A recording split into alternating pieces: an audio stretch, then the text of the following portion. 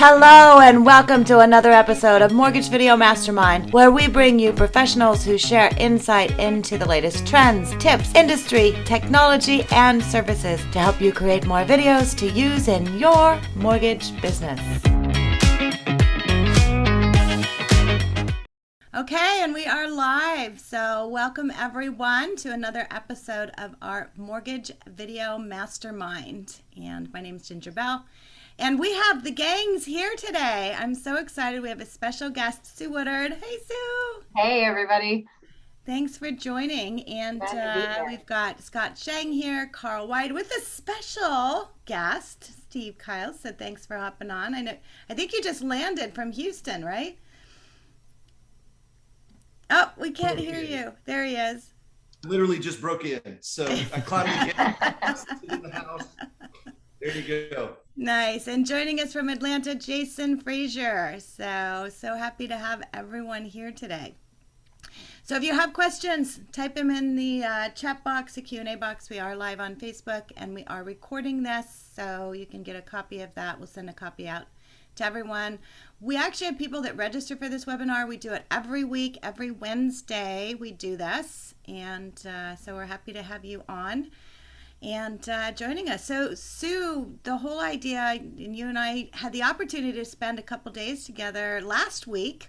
We did. We were in Seattle, Washington, and Sue and I had a great place that was on the lake. Yep. And spent some time together just masterminding. Poured rain the whole entire time. Poured rain.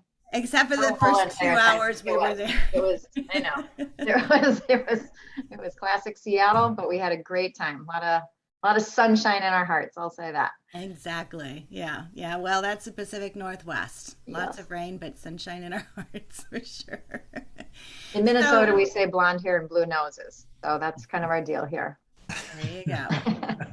So you know, when I think of someone who has an incredible influence on being able to really uplift others and be able to promote others, it's you, Sue. And you and I have known each other for a long time, had an opportunity to work together for a long time. But you know, really, when I think of you and what you do for our industry, you are such a key evangelist for supporting others and promoting others. And so I appreciate that. I know all of us on this call appreciate that. Thank you. And, you know, and when you're looking at branding, and I think, you know, branding is so important for people to look at right now. Video is a component of that. What do you see? And I'm going to ask you a question straight out of the gates, totally unscripted as far as a question for Sue. But as far as branding and video, do the two go hand in hand, first of all? And then the second part of that, how can you do that? It's a broad area, but how can they go in and do that? Well, let's talk about it. And I hope you will all jump in because I appreciate the kind words that you said. But, you know, this is all about all of us doing it together. And as I look, you know, I don't know, for me, I can see this little window of faces. And you are all people that have lifted me up and encouraged me and helped me. I mean, this is how we all get places, right? Is we're all giving each other a hand up. But to your very good point about video, it's very interesting as I'm sitting here looking digitally at your faces and into your eyes, it feels totally different than if we were just on a, you know, like the OG, you know, conference call or something where we couldn't see each other. I mean, doesn't it feel different? Those of you who are watching this on Facebook, or if you're watching the recording, assuming there is such a thing, it feels different because you can look into our eyes. And so branding and video, I'm not going to say it has to go together. There's all kinds of people that have fantastic brands that maybe they aren't using video, but I think they're missing something.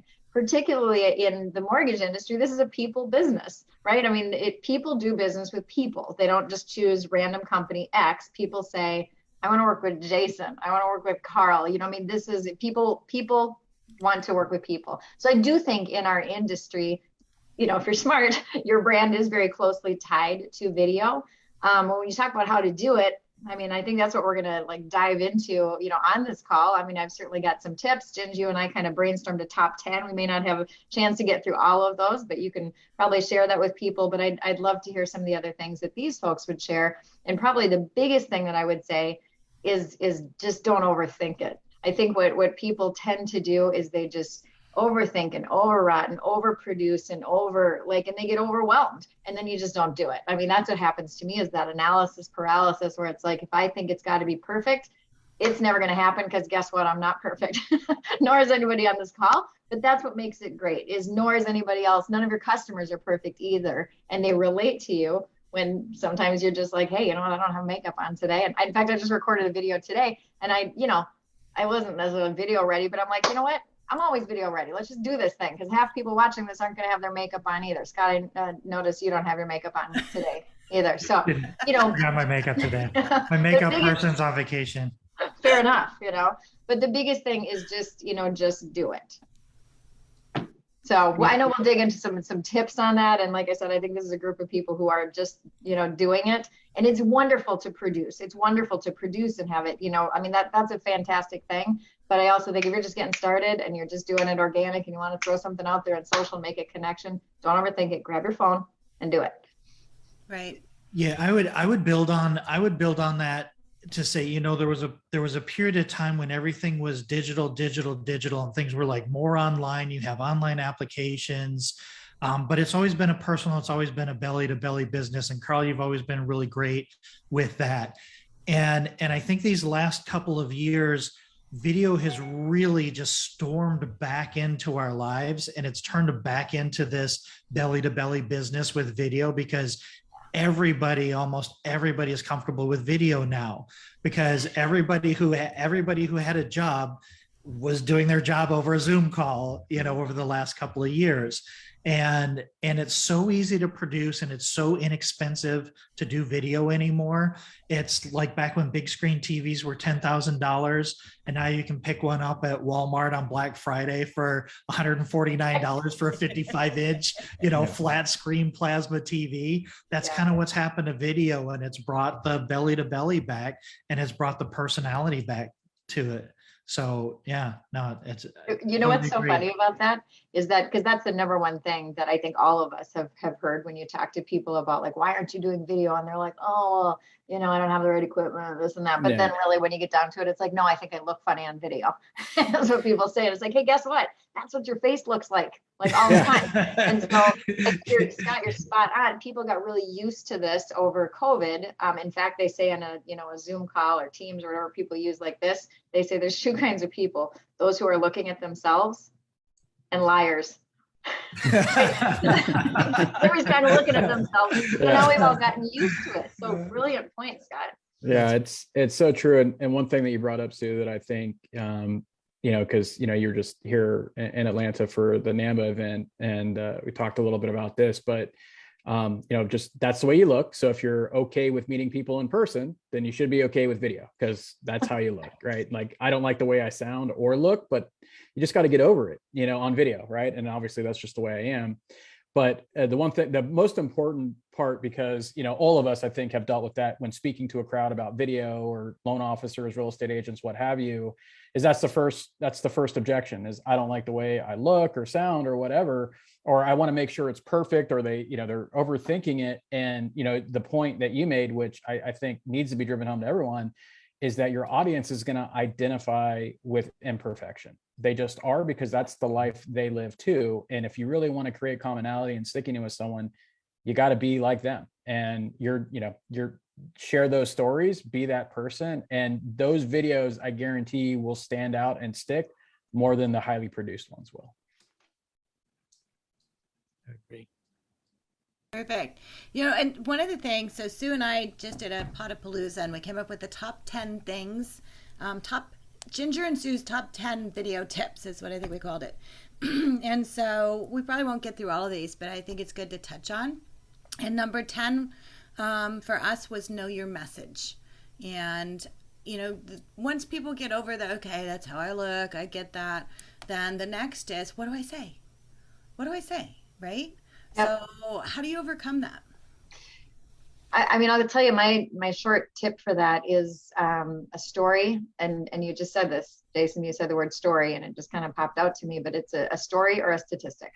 And I'll tell you that people are just attracted to those. And so we are in a business of stories. The mortgage industry is a business of stories. It's the stories of people's lives, and especially as we're shifting into, a we've always been in a purchase market, more heavily purchase centric market.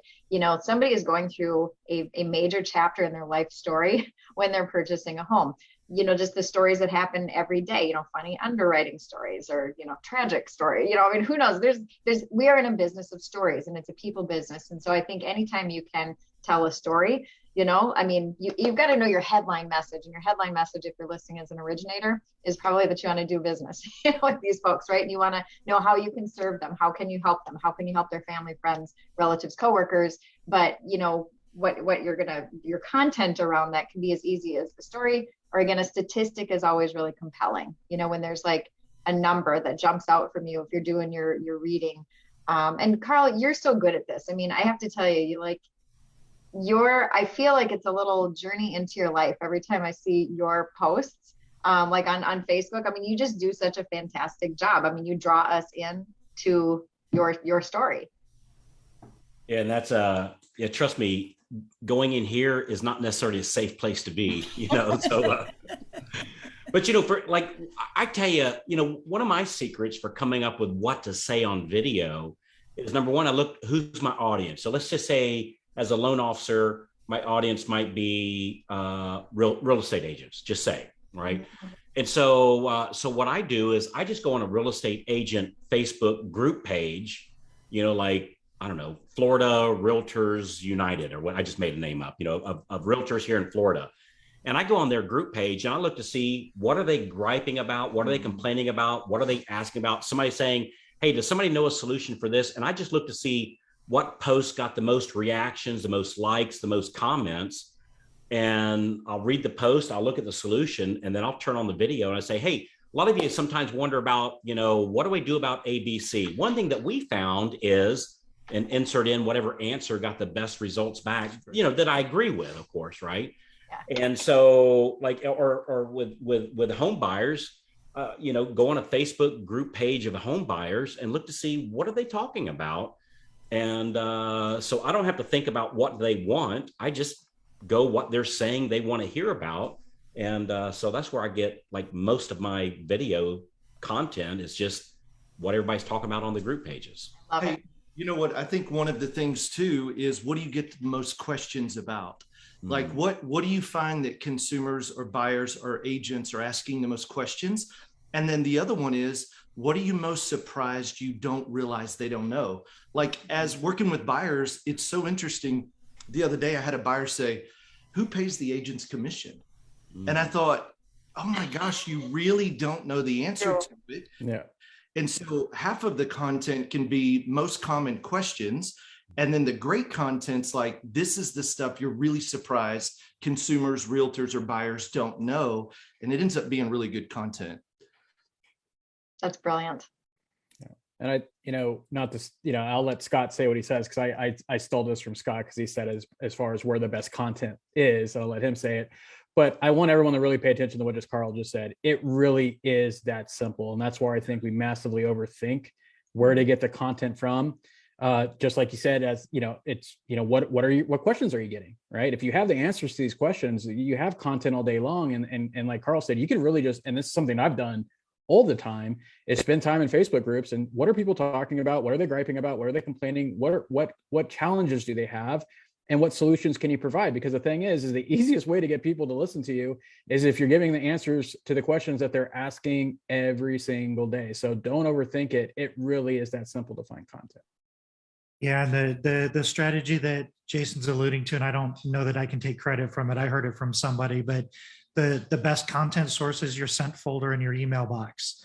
Because you get a question from from one of your borrowers that you're working with, and the topic is their question, and what you typed back to them is your answer. And I think another part of this also is there's definitely some strategy with headlines and things like that, but don't worry about that at first. Just get out there and just start talking about it, because you will get better, and you're going to suck at first, and you have to get through suck, right? You just got to get used to it. You got to get used to turning on the camera, get used to doing it, and then you start getting your chops. The other thing that I try to remember And I like to tell people, remember that when somebody's watching a video, only one person is watching a video. You're not doing a one-to-many presentation in front of a room of people. So I always pretend like I'm explaining it to my mom. And so if you're talking about a topic or something like that, and so you said stories, for me, my favorite is just success story of clients you've helped. And not the ones that you didn't have any problems with. Like, first of all, those don't exist. But second of all, talk about the problems, talk about these things. You're not alone. This happens. This isn't the first time I've seen this. We walk this family through it. You're going to get through this too. And just telling those success stories, because there's so much there about you just showing yourself to be a problem solver, you showing the connection, the personal connection, showing that you care about the family, the consumer, and how you walk them through their fears and overcame their fears. But yeah, there's, between Carl and all of this stuff, your past clients and, the questions you get with your new clients, there's an unlimited amount of content out there and content ideas. There's no shortage. And I think another thing that needs to be said too is we don't have to have 30 minutes of content when we do a video. In fact, you don't want 30 minutes of content. Don't. No. Yeah, like 5, right? Like 5 minutes. So that little short and sweet like that wins every time. Yeah, if you do a 30-minute video, it only matters what your first 5 is, because people aren't going to watch it for 30 minutes, and that's okay. It doesn't mean they don't like you. It just means we've been trained to think in micro moments, and after 5 minutes, your time's up. Right? That's just how it works. Well, and that's if the first 30 seconds were good. And a great point. Exactly. Well, and stories, talking about stories, you talk about success. I know Alan Christian just posted a video that he had a situation with a veteran that they wouldn't sell the house to the veteran. And so he did a really good job sharing that story of, the challenge, how they overcome that, why it's important, and then the call to action, what that call to action is. And I think that's one of the things when people do videos, and, we talked about this in part of our top 10, what's your message? Know your audience. So who are you talking to, right? Which is important. And then know what your call to action is. What do you want people to do after the video? And don't be afraid to put that in there. Like so many times there's not that closure in there. And so, the reason we're doing videos is obviously to increase your awareness, to provide education, but also let people know what to do next. And that can be helpful. Boy, that's a big point on tell them what, we're all walking around with our umbilical cords looking to plug into somebody, right? All of us, all of us are doing that. And so tell me what to do. Tell me what to do. I remember I read a famous study. This probably going back 10 years ago. It might even be 15. There was this famous study where Home Shopping Network they hired a consultant to come in to tell them how to have better results on their call to action. And what they found is, and this is going to sound just so stupid and simple, but their study overwhelmingly showed this work, that when they said on their call to action, give us a call and order now, they measured that. And then they measured pretending they're picking up a phone, and they would say, pick up the phone and call us now. And when they did the pick up the phone and call us now, it gave like a 37% bump in the people that called. So don't just tell them to call, show them how to push the button. Why do I feel like I need to call Carl right now? I don't know. Really. Isn't that crazy? Isn't that crazy? At least and we're that not simple little doing thing. the rotary. Yeah. Mom. So when you so everybody says, yeah, but they know I'm a loan officer. They know what I want them to do next. They don't. Yes. Tell them exactly what to do next. And we're all like that. Like all of us are. Yeah. You know what, Scott, you said something a minute ago too about like what people don't know. And that actually just reminded me of a story, because I do remember in my origination days working with a client, and I had done, all these pre-approval letters, house after house, and he didn't get it, and this and that. He finally gets his house. And he calls me up and he said, thank you so much. It's been so great working with you. And I really just appreciate everything that you've done for me. And he kind of was like, he was closing off our relationship. And I was like, because I'm like, bro, we're just getting started. This is actually how this turns into a thing that I eventually get paid for this. And he literally said, because I said, well, what are you? And he said, now I need to go find my bank. Right. Like, and I'm like, and I said, well, no, this is actually what, I do is now we kind of take it from here. And he said, oh, I thought you were the pre-approval company. And I was like, okay, that's like cute, but shame on me that I had, Scott, as you were saying, I'd made this assumption that, well, of course, people know this. People don't know. He was, and this was a brilliant guy. He was no dummy, but he was brilliant at what he's brilliant at. I think he was an architect or something, but, he's brilliant at his thing, but he didn't know. And so don't assume. Don't assume what people don't know. You may need to give that very clear call to action. That's funny if he was an architect, because he's used to taking the plans and handing it to the builder to finish. Yeah. So I'm wondering. The pre-approval company, I'll never forget that. That's, being aware. Yeah. Call to action is important. Yeah. So number 7, we have down, know your channel. And, we have several audiences within the mortgage industry. And so knowing who you're talking to, whether it's to someone who is doing a purchase, whether they're doing a refinance, whether it's a real estate agent, knowing who you're talking to is very, very important. And so, having a good idea on what that is. Number 6, I'm going to roll through because I think this is important. Think in points. And again, this goes back to, what do I say? What is my message? How do I craft that? So I go to my inbox and I see these things. I'm used to typing, what that answer is. How do I put that into video? So thinking in terms of points, being able and to ideally in threes, right? Like your brain loves a magical 3. Yeah. Like 3 things to tell you. There's the this, the that, and the that. It's very satisfying to your brain. So when in doubt, if you can ever pull out 3 points for your video and say, hey, there's 3 things I'm going to share with you today about being a first-time home buyer, that's gold. But even if you just need a couple bullets to organize your thoughts, that works too. Hey, so on those 3 bullet points, I love that, by the way. There's 3 blind mice, 3 wise men, 3 kings, right? 3 little pigs, 3 little pigs. Stooges. Yeah, 3 stooges. Yeah.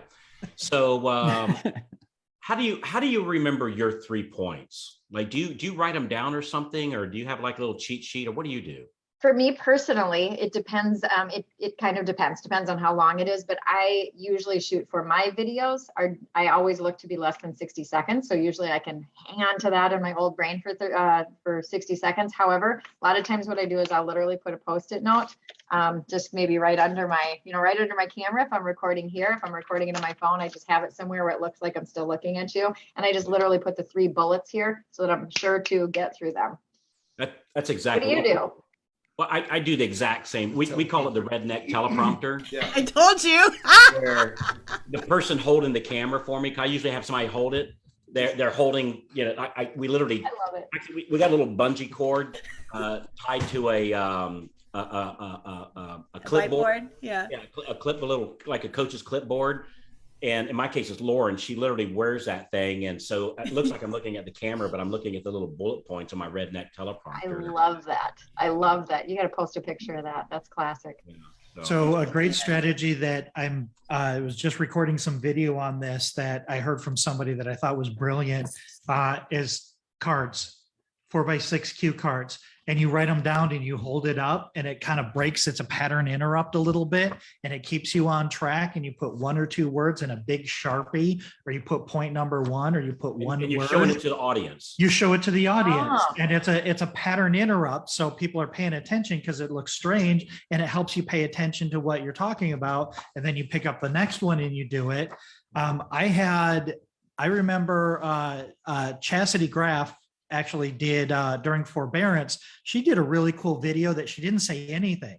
All she did was just held up cards, and you see those proposal videos on Facebook all the time where people will just hold up the card and there's words on it, then they hold up the next one. And I think that's a really cool strategy too. Jason, what do you do? You're so good. You're just gold at when you're doing your social and your videos. I mean, how do you look at it? Yeah, honestly, I don't sometimes when I'm doing it's easier when I'm doing it like on my computer, StreamYard or something like that, because then I have my note just to keep me on form. But a lot of it, honestly, that stuff kind of messes me up a little bit. It makes me feel a little bit more scripted and sometimes to my own detriment, right? Because then I'll go off on some way or another, but it just feels more natural to me. But yeah, I mean, cards are good. I think that's an important point, Scott, because, and it goes back to what you're saying about having three. It's called the rule of three, because it has to do with there's a psychology behind it, especially in marketing and advertising, and it has to do with brain mapping, right? And Scott mentioned a very important tool or comment, which was interrupting patterns. We all have patterns when we're watching video, social media, and stuff like that. And so, like, having the small little whiteboard and writing stuff on there is great to grab people's attention. Doing the cards, absolutely same thing, because you're interrupting patterns, and what we're doing is interruption marketing most of the time, especially when people are scrolling through the feed. So doing those small things is very important. But for me, what I try to do mostly is either the notes, the iOS notes app on my phone, and I have that on my little stand next to my computer, or if I'm using my phone, then I'm kind of SOL, or I'm on my computer, then I have my notes on there. And the cool thing is then that way I could be writing the note like when I'm exercising or something, because it's something in my head that I want to talk about, or I'm listening to a podcast that gives me something to think about that I want to do a video on. And then I write that on that note, and that way I could kind of at least keep myself on, on topic. Yeah, I love that. Okay, so number 5 and number 4, I'm going to put together because they really go together. So number 5 is record on your phone. And we talk about it all the time. You have $1,000 camera that is in your pocket all the time. And so you don't need to go out and invest in another camera. You have one. And then record where you are. And we talked about this last week, Sue, when we were together. Yeah. And we had been at an event. It was loud. It was pouring rain outside. So we knew we couldn't go outside. And it's like, okay, let's just grab a corner and go ahead and shoot it. And we had people walking in front of us and behind us. And it was okay, because as long as you can hear it, you can capture the moment, and then you can make sure and get that video done, right? Yeah, absolutely. And again, even just as we're looking in these videos here in the little windows that you can see, I mean, I want to come like hang out with Carl and listen to music and see what books he's got on his bookshelves. I mean, Jason looks like he's in a real zen zone. I mean, Scott looks like he's got something tropical. I mean, it's like you learn something a little bit about, the person when you see, even if it's a slightly curated background, you learn something about them. I mean, like I said, in one moment, you could probably see one of my cat's tails go across but that's, again, it's okay. It's human and it's real. And so I love that tip, Ginger. Yep, absolutely. And so number 3, we have down our SOS. And I do this acronym a lot in coaching, because I work with a lot of people who are just getting started with video. And so the SOS is smile, open, and then smile. So begin your video with, excuse me, a smile. And so many times, and again, we talk about you're either checking yourself out or lying. And so when you're doing a video, you're having a conversation with one person, not a lot of people. And we forget that. I mean, obviously we're having a conversation here in a group, but really it's people individually watching us. And so being able to, have a conversation is important. So begin with a smile, open yourself up. So many times people get into doing videos and then I see them hunched and they're like leaning forward and they're like not really sure. Open yourself up. 2 things that's going to do, obviously it's going to raise your posture, get rid of any double chins you may have.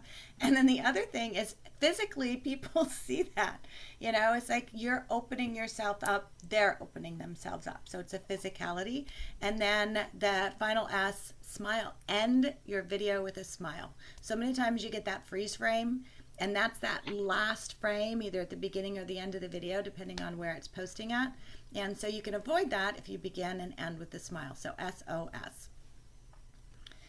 Okay, and number 2, shoot and send. And I think that's important. We overanalyze, right? Don't overthink it. Just do it. Yeah. Yep. Yeah, And don't that's try our to, number one. once people get into editing, that's the thing where it's, at least for me, again, if you're working with somebody like Ginger and getting some help with it, awesome.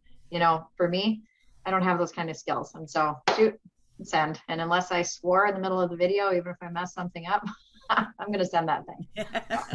You know what I found, Sue? I found that's actually a huge, boy, that's a great topic, Ginger, because I found if I try to look like CNN or Fox or whatever, I'm going to lose that every time, because these people are professional. Like, they all look like they came off the cover of GQ or Elle magazine, and I'm not going to win that. Right. And so I found, like, same thing on the background, that I want it to look like just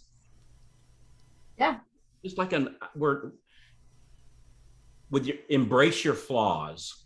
I love CeeLo Green said something one time that really impacted me. He said, God made me imperfect in a perfect way.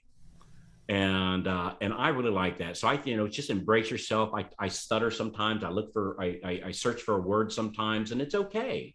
That if we try to look too professional, they're going to compare me to the professional people that do broadcasting for a living. I'm not going to win that. So I don't even play that game. Yeah, because you're having a conversation with one person. Yeah. And Great. So act as if you're having that conversation with one person. I'll weird you out here for a second. When I first started doing videos, that my good friend Scott Hudspeth, we started doing video at the same time. I would literally print up a picture of Scott, and I would put it under my camera, and I would sit there and I would talk to Scott.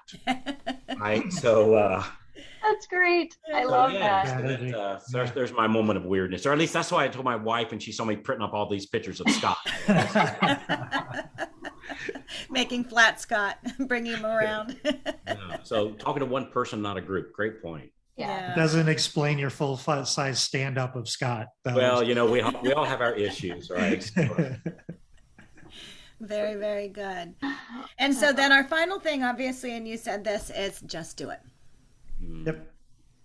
And I think that's the encouragement that I give everybody listening today, is if you haven't really, embraced it, get off this call, grab a tip that you learned on this call, and actually make that your video. Just say, hey, I was just on this, really interesting, well, hopefully it was really interesting and entertaining call. Here's a really interesting tip that I just learned, so I wanted to try it out. What do you think? I mean, just that could probably get some traction. The thing Carl shared, I was actually writing notes during this call because I got, so many interesting things out of this, but just the home shopping network thing, that's hilarious. I mean, think about just that. Get online today, share that little story. That's interesting. And just do it. Yeah. Well, and now we're not actually asking people to call. So if you're starting a YouTube channel, you'll see this, hit the subscribe button and they'll point to it, right? Yeah. And to do things like that. So that physicality, I think, is important. So don't be afraid of doing those. You don't want to Ginzu knife it, but, to be able to lead people down a path, I think, is important, right? The ShamWow videos don't always sell that well. Hey, it worked for a reason, I mean. Exactly. Yeah, we know Ginzu Nice and ShamWow for a reason. That's a great point. And if you're my age, the the Popeil don't do pocket that stuff. fisherman. We all know exactly who and what that is. So apparently that works more than what we'd care to admit to, probably. Absolutely. Well, we are at the top of the hour, a little beyond. And so Sue, thank you so much. It's great to see you again. Thank you all. Thank you all. And your give you a big virtual hug. Yes, all of you. Big virtual hugs. So, guys, we are doing a call next Wednesday. We're going to do it. I don't know. I was kind of playing around with, maybe playing around with some turkey videos. Not turkey videos, but, finding some videos and looking at that videos and kind of talking about different videos as far as, what's working, what's not working. I don't know. You know what? It'd be a great topic. And I'd love to hear, like, we don't want to talk about this now, but, a great topic. What videos do we put out around the holiday time? That'd be a great thing. Because a lot of people think, well, it might be kind of weird doing a video during the holiday season. What do you say? Do I do a call to action? Do I not? Like, man, that'd be a great topic. Yeah. Yep. We can unpackage that and stuff that in for our next conversation. Oh my God. Wow. Okay, well, guys, thank you so much. For those of you who are tuning in, thanks so much. And we will see you next week on another episode of Mortgage Video Mastermind. Thanks for having me. Bye, everybody. Bye, everybody. Great seeing you, Sue. Great Good seeing to you. see you all. Take care. Bye. Bye, Ginger. Scott. Bye.